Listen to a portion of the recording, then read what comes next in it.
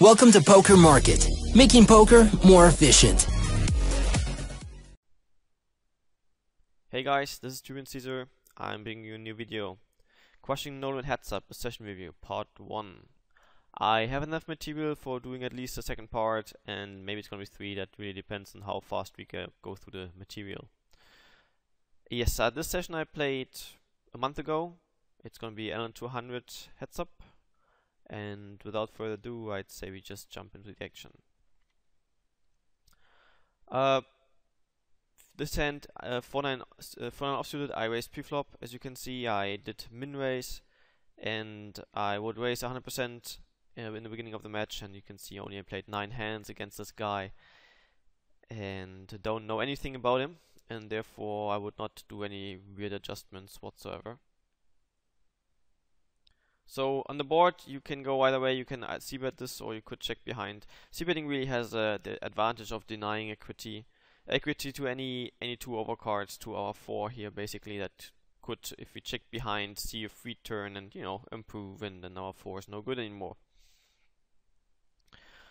That is one reason for betting on this flop. Of course, you can establish a check back range, but that would rather have more hands that don't need to protect, like a weak ace, like any pocket pair over the better than the 7, like 8s, 9s, 10s, and such.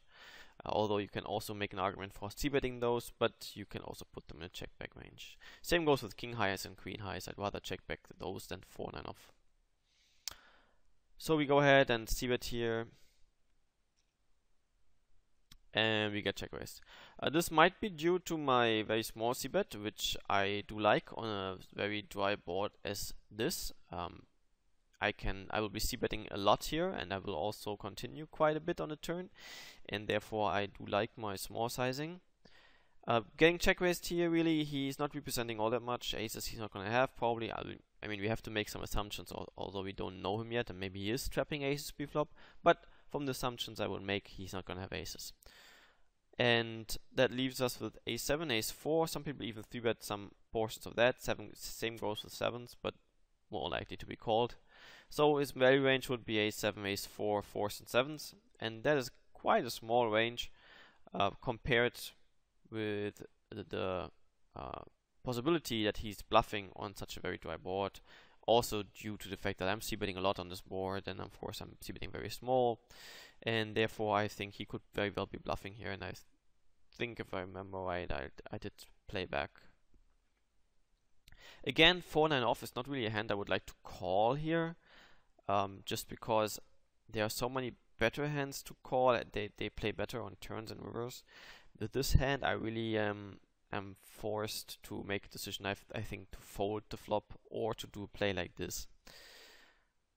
And I do like the raise, especially in the beginning of a match, to get some reads on our opponent here. Really, if he is proceeding with the hand, at least we got the read that he's raising his strong hands on such a dry board to a very small amount, and so on and so forth. So really gain some information here.